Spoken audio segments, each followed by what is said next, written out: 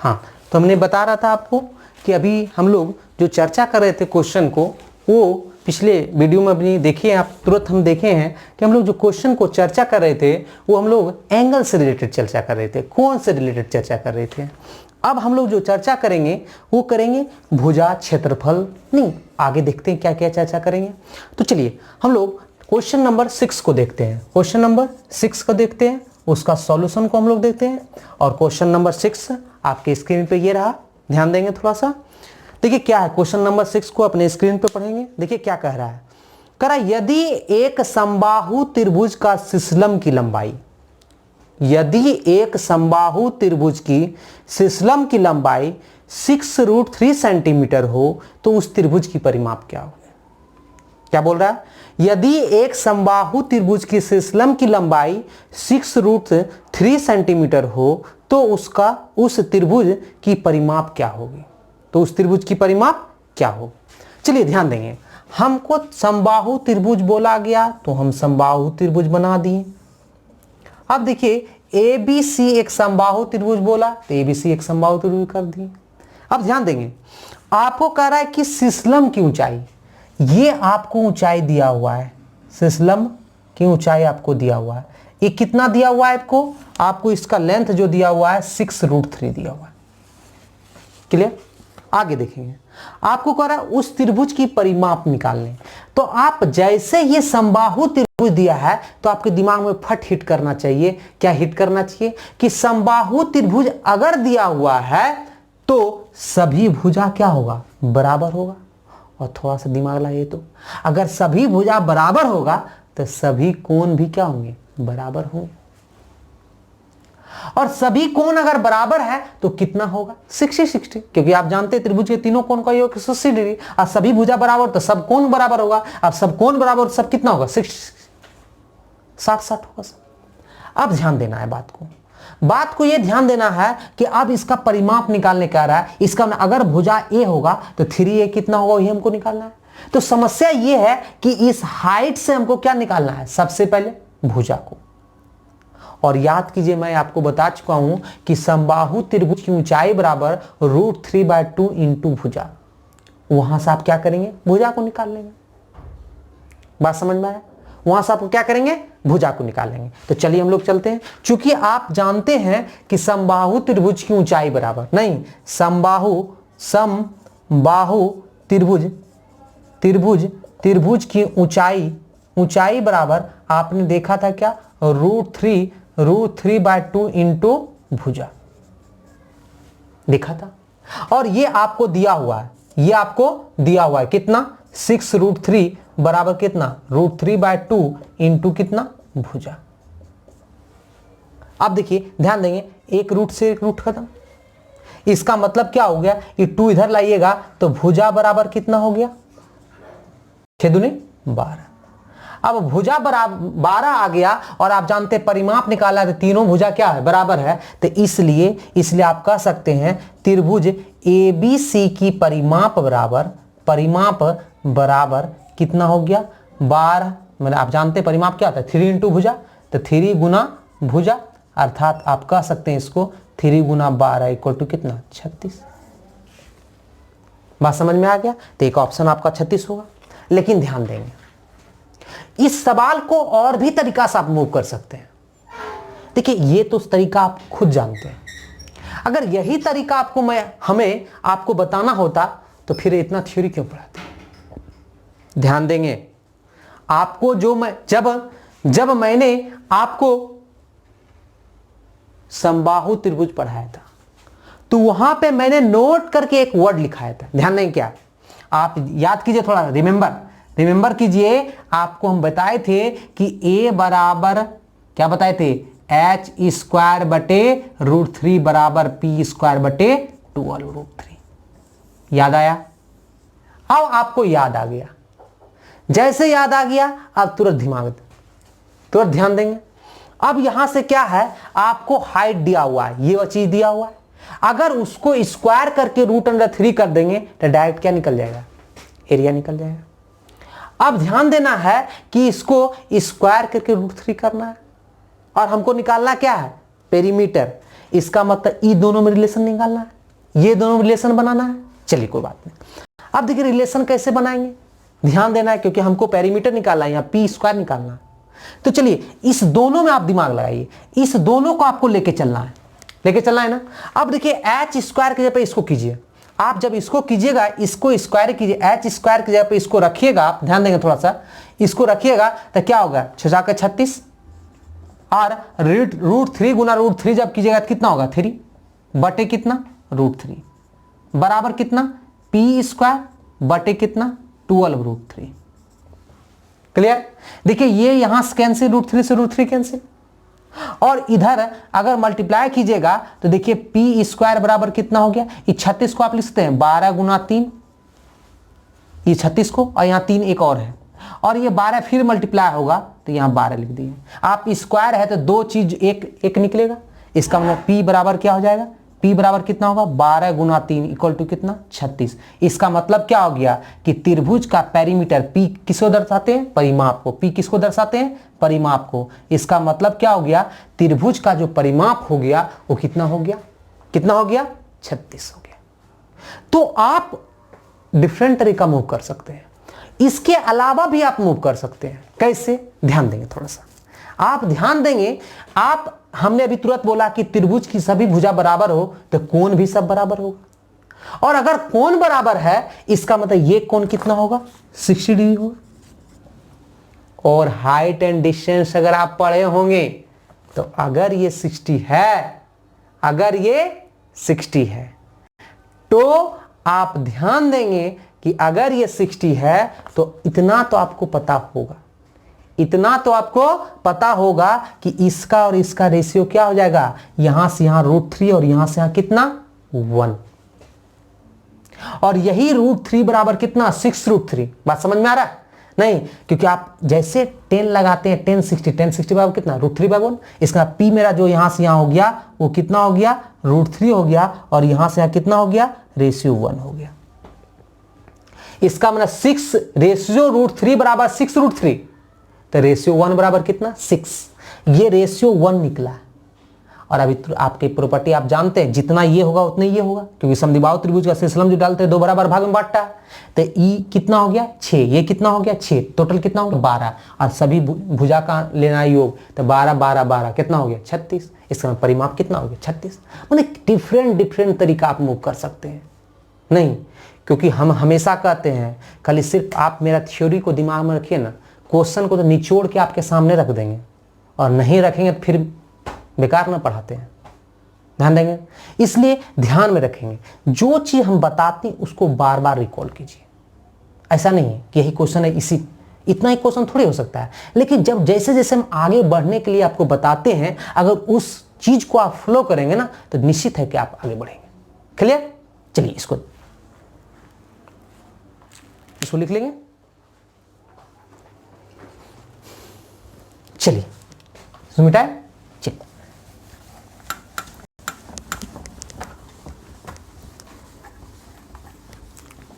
अब देखिए next question number 7 को देखेंगे। क्वेश्चन नंबर 7 का सॉल्यूशन आप देखेंगे, आपका स्क्रीन पे क्वेश्चन रहा, देखेंगे क्वेश्चन नंबर 7 को स्क्रीन पे आप। क्वेश्चन नंबर 7 देखिए क्या कह रहा है, कह रहा है एक समद्विबाहु त्रिभुज का क्षेत्रफल 4 वर्ग एकक है। मतलब क्षेत्रफल 4, कोई भी एकक मतलब क्या होगा, कोई सेंटीमीटर होगा कोई मीटर, जो इसमें होगा वो मात्रक है। ठीक है, आप कह रहा है एक समद्विबाहु त्रिभुज का क्षेत्रफल 4 वर्ग एकक है। मैंने एक समद्विबाहु त्रिभुज पहले बनाइए, हमने एक समद्विबाहु त्रिभुज बना दिया ABC, एक समद्विबाहु त्रिभुज जिसमें हमने मान लिया कि ये भुजा के बराबर है। समद्विबाहु त्रिभुज का क्षेत्रफल जो दिया हुआ है वो क्या दिया हुआ है 4 एकक दिया, मतलब इसका जो क्षेत्रफल दिया हुआ है वो 4 वर्ग एकक दिया हुआ है। ध्यान रखना, आगे पढ़ेंगे। कह रहा यदि तीसरी भुजा की मात्रा, देखिए ये थोड़ा सा मिसिंग हो गया, यहाँ मात्रक जब वहाँ एकक किए हैं तो यहाँ भी एकक करना चाहिए, कोई बात नहीं, कोई भी एक डायमेंशन ले लेंगे, टेंशन लेना। वहाँ अगर मात्रक लिखना है तो वहाँ भी मात्रक लिखेंगे, वर्ग मात्रक लिखाएंगे। अगर वहाँ एकक कर देते तो यहाँ 2 एकक लिखते ज़्यादा बेटर रहता है। ठीक है, ध्यान है। अब देखिए क्षेत्रफल कह रहा है तीसरी भुजा का जो लेंथ है वो 2 एकक है, 2 मात्रक है। इसका मतलब यहाँ से यहाँ जो लेंथ है वो कितना दिया हुआ है 2 दिया हुआ है। आगे देखेंगे तो कह रहा है प्रत्येक समान भुजा की लंबाई क्या होगी, मतलब इस समान भुजा की लंबाई क्या होगी ये बताने के लिए आपको कह रहा है। मुझे तो पता नहीं, अब हमको निकालेंगे कैसे, समस्या मेरे पास बहुत बड़ा है, क्योंकि इसका हमको निकालना भी तो पता तो नहीं चल रहा है। चलिए कोई बात नहीं, हम इस समान भुजा को मैंने मान लिया x, तो ये भी यहां से यहां कितना हो जाएगा, x हो जाएगा। और फिर मैंने यहां से यहां एक लंब ड्रा कर दिया। जैसे लंब ड्रा किए तो देखिए ये अगर 2 है तो आप जानते हैं समबाहु त्रिभुज हो या समद्विबाहु त्रिभुज, समद्विबाहु त्रिभुज यही बोले थे, विषमबाहु ऐसे असमान भुजा पर लंब खींचा जाए। तो असमान भुजा पर जैसे लंब खींचा तो असमान भुजा को 2 बराबर भाग में विभाजित कर दिया। इसका मतलब यहां से यहां लेंथ कितना हो गया, 1। ध्यान देंगे ये मेरा x, ये 1, यहां से मेरा क्या हाइट निकलेगा। इसका मतलब AD बराबर नहीं, इन आप लिख सकते हैं त्रिभुज ABD में नहीं, आप कह सकते हैं AD बराबर कितना, तो रूट अंडर, क्योंकि ये लंब है मेरा इसके अनुसार से, तो लंब है तो कर्ण का स्क्वायर माइनस आधार का स्क्वायर, इसका मैं x स्क्वायर माइनस 1। क्लियर। आप ध्यान देंगे ये AD निकल गया। हाइट जैसे कोई त्रिभुज का निकल जाए तो उसका क्षेत्रफल निकालना आसान हो जाता है, नहीं तो इसलिए आप कह सकते हैं कि त्रिभुज ABC का क्षेत्रफल बराबर आप क्या कीजिएगा 1/2, आधार हमको पता चल गया 2 और हाइट अभी पता चल गया कितना, तो root under x square minus 1। और ये क्षेत्रफल आपको दिया हुआ है कितना, 4, तो 4 बराबर देखिए इसे क्रॉस कर सकते हैं, बराबर क्या हो जाएगा root under x square minus 1।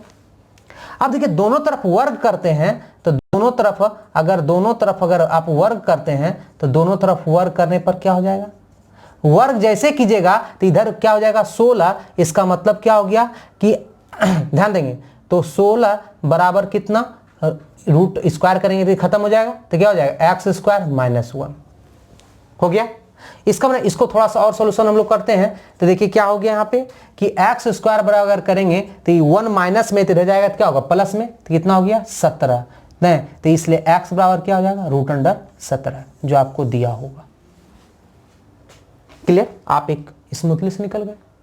लेकिन थोड़ा सा इस क्वेश्चन को और थोड़ा सा दूसरे तरीका से सोचते हैं, इस क्वेश्चन को दूसरे तरीका से सोचते हैं। ये जनरल तो सबको ही बनाता है, अगर मैं भी इसी तरह बता दूं तो मजा नहीं आएगा। आप ध्यान देंगे, थोड़ा सा आप ध्यान देंगे क्या कहने वाले हैं, इसको गौर कीजिए।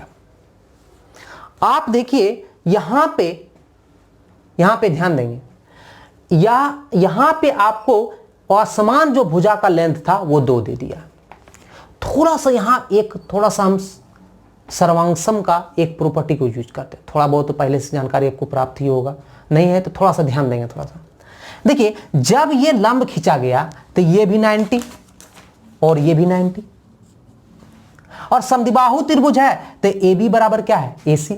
चूंकि आप देखिए क्या है, चूंकि त्रिभुज ABC में आपको ये पता है, त्रिभुज ABC में आपको ये पता है कि एंगल ADC बराबर एंगल ADB बराबर कितना 90 डिग्री, ये दोनों 90 डिग्री है।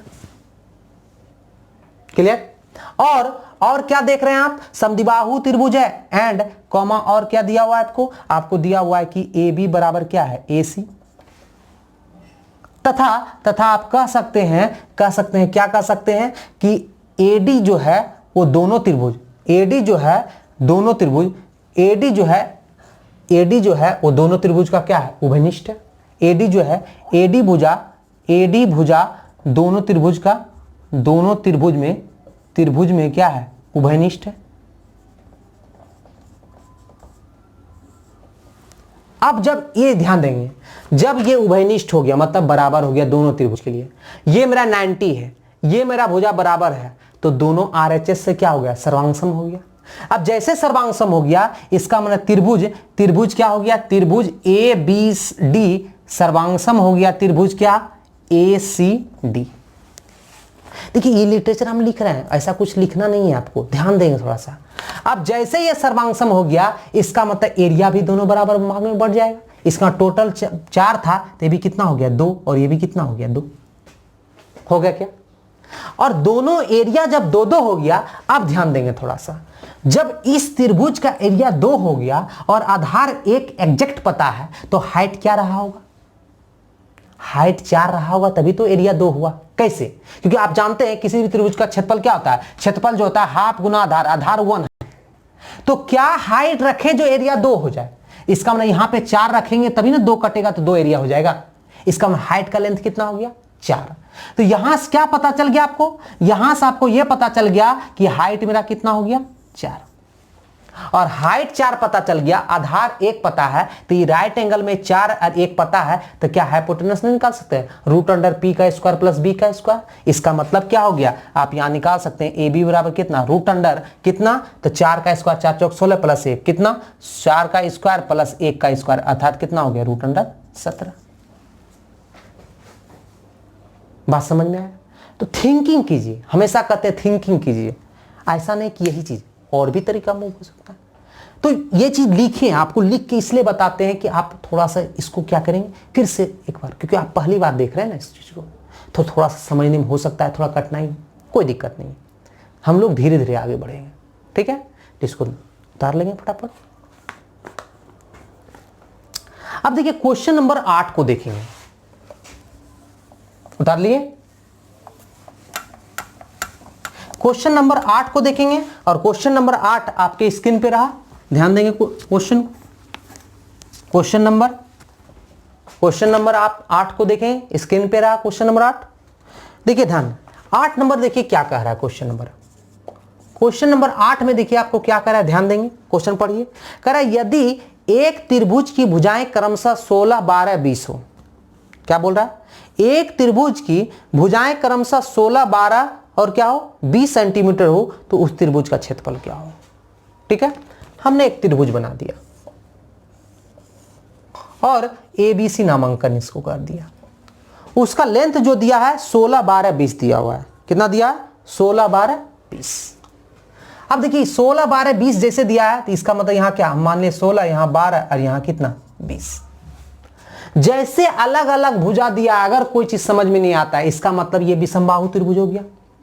और जैसे विषमबाहु त्रिभुज हो गया, इसका मतलब क्षेत्रफल कैसे निकालेंगे? Heroes formula. नहीं तो आप जानते हैं इसका हीरोज फार्मूला क्या होता है, आप जानते हैं? नहीं तो त्रिभुज ABC का क्षेत्रफल आप लिख सकते हैं कैसे?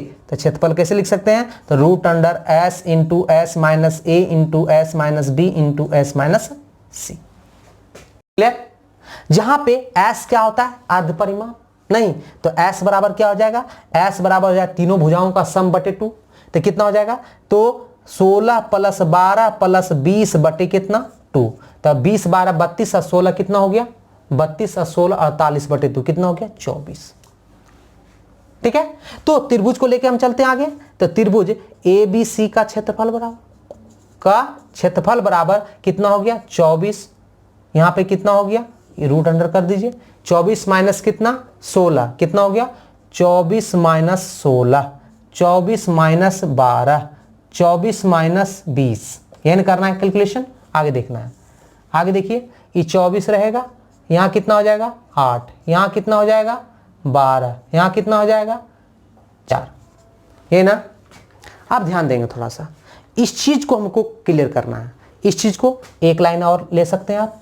देखिए 24 को लिख सकते हैं 12 गुना 2, ये 8 को आप लिख सकते हैं 4 गुना 2, ये 12 को रहने दीजिए और इस 4 को भी रहने दीजिए। अब इससे देखिए क्या पता चल गया आपको कि देखिए 12 का भी पेयर बन गया, 4 का भी पेयर बन गया और 2 का भी पेयर बन गया। इसका मतलब आप क्या कर सकते हैं? नहीं, आप क्या कर सकते हैं कि त्रिभुज ABC का क्षेत्रफल जो होगा वो कितना निकल गया? एक 12 निकलेगा, एक 2 निकलेगा, एक 4 निकलेगा। इसका मतलब क्या हो गया? बरचौक 48, नहीं 2 4, बरचौक 48 दूनी कितना हो गया? 96। इसका मतलब जो होगा वो कितना होगा? 96 वर्ग एकक।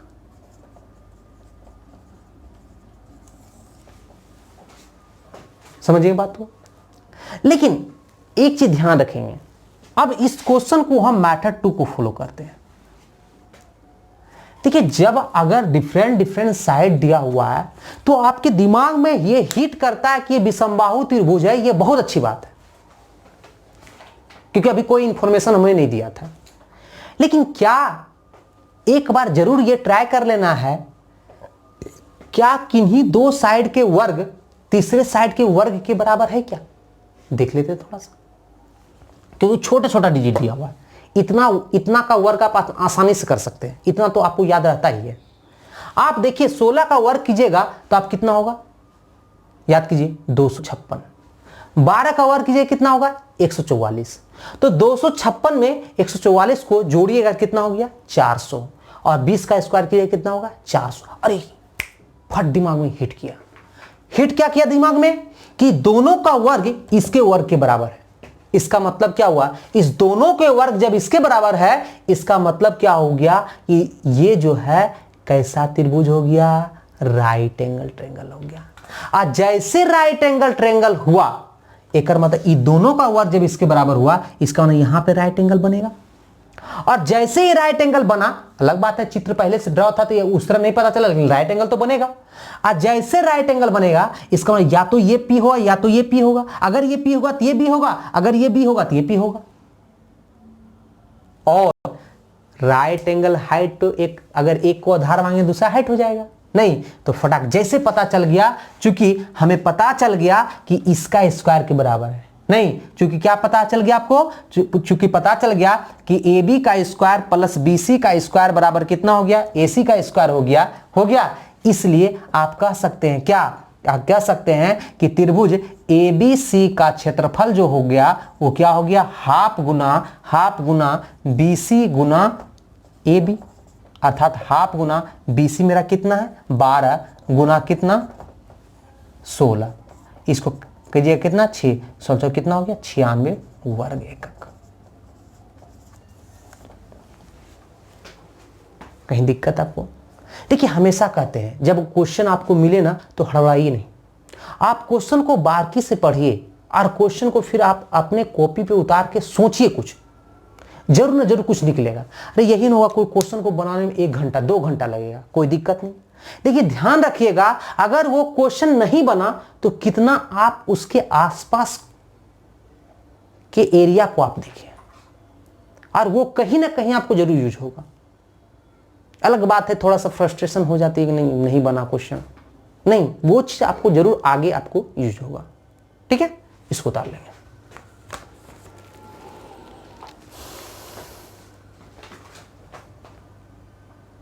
क्लियर?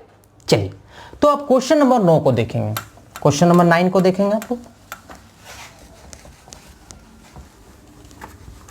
क्वेश्चन नंबर 9 देखिए, क्वेश्चन नंबर 9 आपके स्क्रीन पे रहा, देखिए ध्यान देखेंगे क्वेश्चन नंबर 9 को। देखिए क्वेश्चन नंबर 9 क्या कर रहा है, हम क्वेश्चन पढ़ते हैं, आप ध्यान देंगे। कह रहा है एक समकोण त्रिभुज की 3 भुजाओं की लंबाई क्रमशः x - 2 centimetre, x centimetre, x + 2 centimetre हो तो x का मान क्या होगा। एक समकोण त्रिभुज आपको बोल दिया गया, तो क्वेश्चन नंबर 9 का सॉल्यूशन हमको देखना है। नहीं, आपको कह रहा है एक समकोण त्रिभुज, क्या बोल रहा है, एक समकोण त्रिभुज। एक समकोण त्रिभुज की 3 भुजाएं की लंबाई क्रमशः x - 2, x और x + 2। अब समस्या क्या है ना, आपको यह पता नहीं चल पा रहा होगा कि कौन साइड कौन है। तो देखिए कुछ तो कुछ अपने दिमाग लगाना पड़ेगा, थोड़ा सा सेंस तो जरूर लगाना पड़ेगा। भाई साहब आप जब कह रहे हैं कि दोनों भुजाओं के वर्ग का योग तीसरे भुजा के वर्ग के बराबर है, इसका मतलब क्या हुआ कि जरूर है कि दोनों भुजा से ये भुजा की लंबाई बड़ा होगा। एक मतलब सबसे बड़ा कौन हो जाएगा, ये जो होगा इसका क्या होगा x + 2 हो जाएगा। अब ये दोनों भुजा में एक भुजा कोनो लेंगे, कोई दिक्कत होने वाला नहीं है, तो हम इसको x मान लिए, ये इसको x मान लिए, ये x - 2 मान लिए। क्लियर? अब आपसे बोल रहा है कि x का मान क्या होगा, तो कौन सा प्रॉपर्टी, जैसे राइट एंगल दिया तो इसका मतलब क्या, इसका वर्ग इसके वर्ग और इसके वर्ग के बराबर है क्या, ध्यान नहीं। तो इसका मतलब चूंकि आप जान रहे हैं क्या, त्रिभुज ABC एक समकोण त्रिभुज है, एक समकोण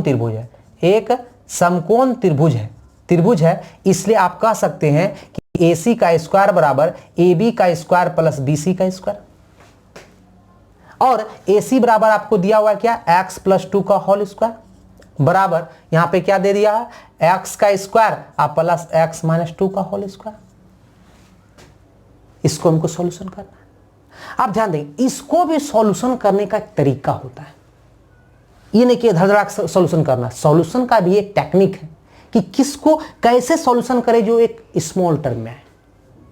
तो देखिए ध्यान देंगे थोड़ा सा, इस टर्म को हम इधर ले आते हैं तो क्या हो गया, x + 2 का होल स्क्वायर और माइनस x - 2 का होल स्क्वायर बराबर कितना, x स्क्वायर। और अगर थोड़ा बहुत भी अलजेब्रा का आपको ज्ञान होगा तो जरूर, और खास करके मेरा अगर कोई स्टूडेंट होंगे और अलजेब्रा पढ़े होंगे तो उनको पता होगा। क्यों? क्योंकि मैं बता चुका हूं। और कितना नंबर क्वेश्चन,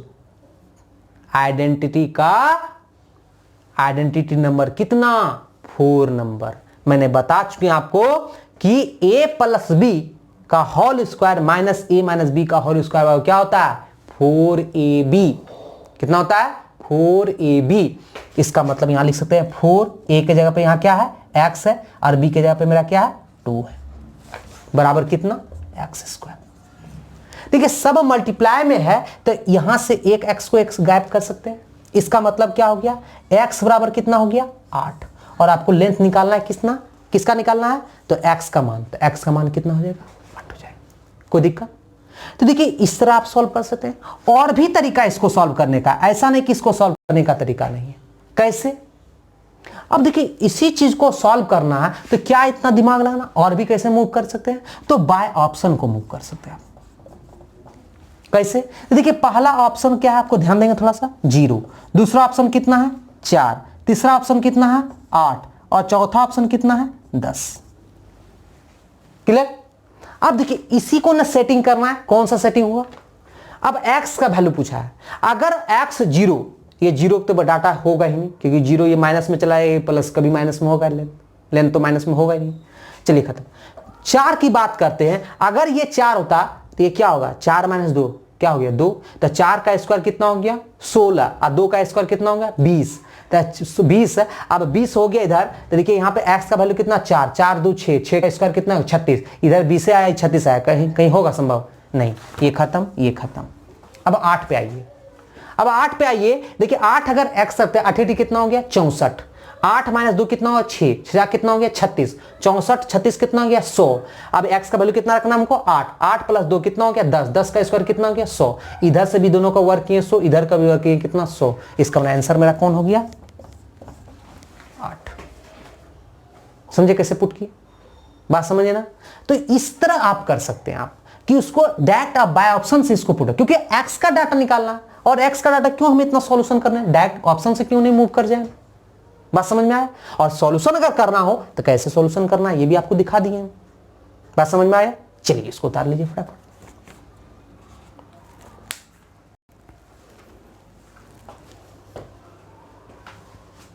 हो गया? चलिए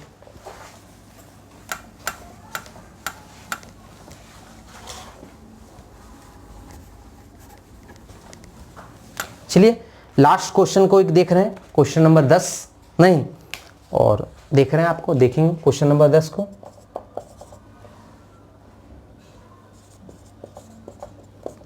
कहीं आप बोरिंग फील तो नहीं कर रहे हैं? ऐसा नहीं होना चाहिए, नहीं, क्योंकि आप जब बोरिंग फील करेंगे ना तो फिर मेरे मुंह से क्या निकल जाएगा, कब साथ निभाते हैं लोग आंसू की तरह बदल जाते हैं लोग। कब साथ निभाते हैं लोग आंसू की तरह बदल जाते हैं लोग। वो जवाना था लोग रोते थे गैरों के लिए, आज तो अपनों को रुलाकर मुस्कुराते हैं लोग। ठीक है, तो कोई बात नहीं, आप ध्यान देंगे थोड़ा सा। क्वेश्चन नंबर 10 को हम लोग देख रहे हैं, और अपने घर पे रहें, सुरक्षित रहें, एंजॉय पूर्वक अपने वीडियो को, खास करके मेरे वीडियो को बार बार देखते रहिए। नहीं, क्योंकि हमेशा मैं ऐसा वीडियो ही बना रहा हूं कि आपको घर बैठे ही सब चीज़ सिखा दूंगा। ठीक है, क्वेश्चन नंबर 10 को देखिए। क्वेश्चन नंबर 10 देखिए क्या कह रहा है, आपकी स्क्रीन पर रहा क्वेश्चन नंबर 10, देखिए ध्यान देंगे, हम पढ़ते हैं क्वेश्चन को। कह रहा है एक त्रिभुज की 3 भुजाएं की संभावित लंबाई क्या होगी। अब देखिए इसको लंबाई क्या होगी, इसको तो क्वेश्चन दिया नहीं, इस चारों ऑप्शन को लिखिए। कह रहा है क्या, 2 सेंटीमीटर, 3 सेंटीमीटर, 6 सेंटीमीटर।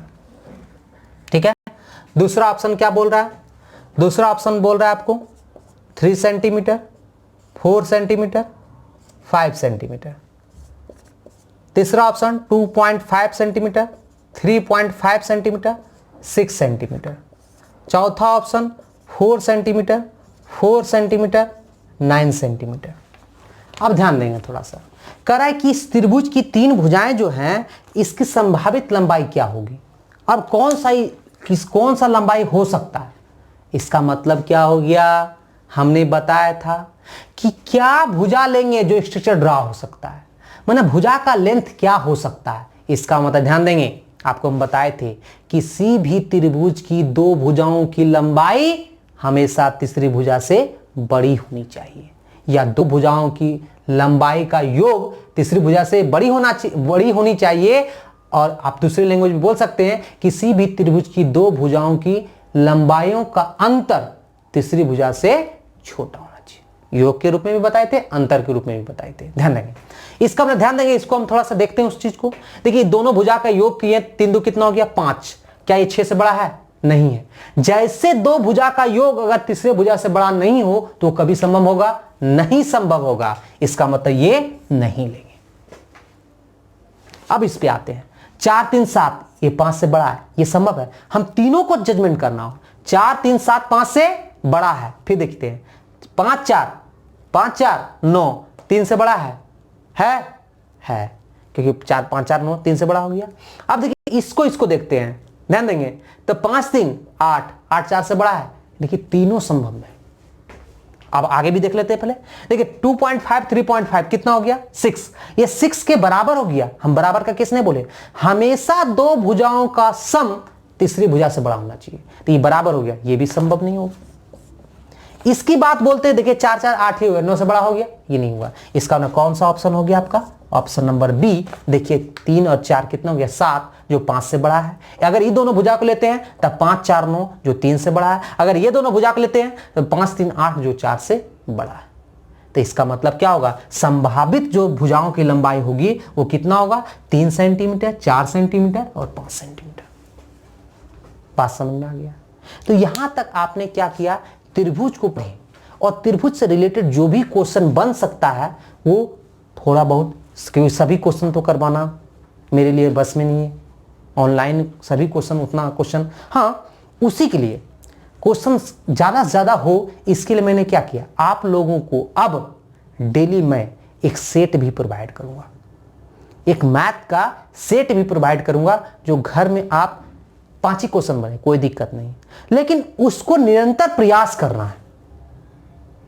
नहीं तो आप लोग के लिए क्या होगा, नेक्स्ट डे जब हम वीडियो आपको देंगे तो वहां पे क्या करेंगे, आपको थियोरेटिकल तो देंगे ही, एक मैथ का टेस्ट भी देंगे, टेस्ट सीरीज भी देंगे आपको, नहीं प्रैक्टिस सेट देंगे जो आप प्रैक्टिस करेंगे, और उसका डिस्कशन हम लोग क्या करेंगे, उसको कर देंगे। ठीक है, तो ध्यान रखेंगे।